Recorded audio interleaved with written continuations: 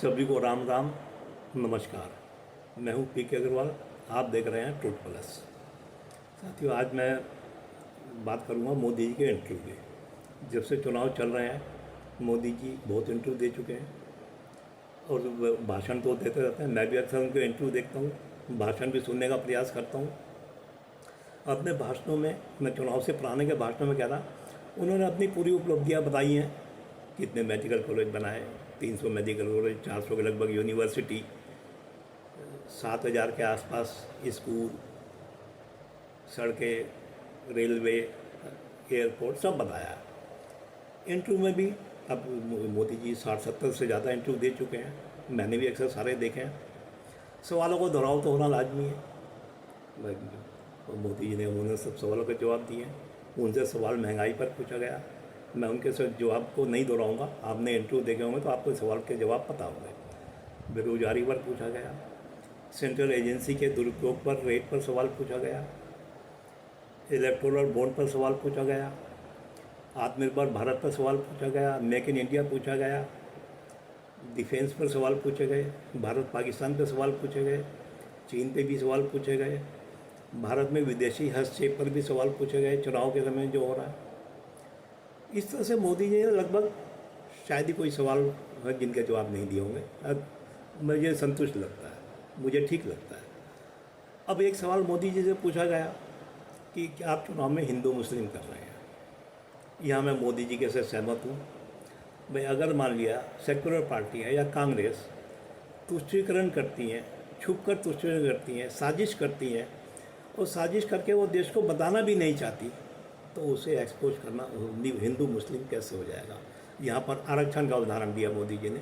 मैं कांग्रेस कभी बताती, कांग्रेस कभी सार्वजनिक तौर पर नहीं बताती कि हमने किसका आरक्षण कितना काट के कहाँ दिया, हमने ओबीसी में किन जातियों को डाला है।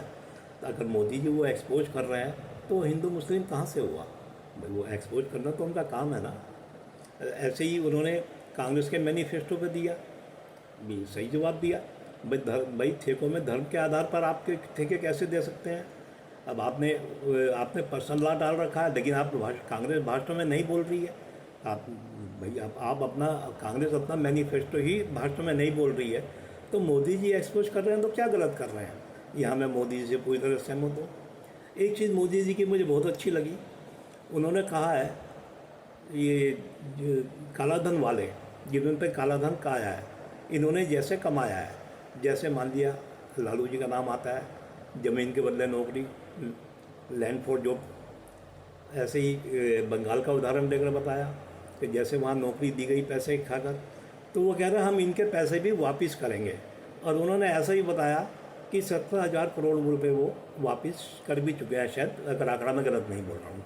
आंकड़े पे ज़्यादा गौर मत करना, मैं उनकी नीति पर बता रहा हूँ। मेरा व्यक्तिगत मानना है मोदी जी की ये नीति ज़मीन पर अच्छी तरह से काम करेगी। ये चीज़ वो होती है जिसकी माउथ पब्लिसिटी होती है और जिससे आदमी, आम जनता संतुष्ट होती है। तो आप भी मोदी जी के इंटरव्यू देखें कुछ। अब आप उससे नाम अनुमान लगाएंगे कि मोदी जी जो कहते हैं वो कितना सही है गलत है। मैं तो चाहूँगा ऐसे ही इंटरव्यू, भाई जो विपक्षी नेता हैं, मुख्य विपक्षी नेता राहुल गांधी अपने पसंद के चैनलों को दें, सवाल हम देख सकते हैं। मैं यहाँ पे एक इंटरव्यू का जो जिक्र करूँगा प्रियंका गांधी के, जो राजदीप सरदेसाई के साथ हुआ। अब प्रियंका गांधी ने किसी सवाल के जवाब में कहा कि किसी छप्पर में आग लग गई थी।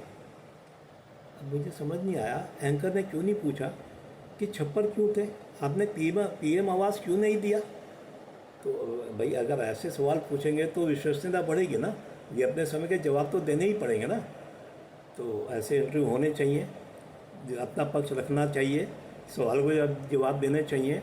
अब भले ही आप अपने पसंद के एंकर को दो, कोई समस्या नहीं है, कुछ तो पता लगेगा।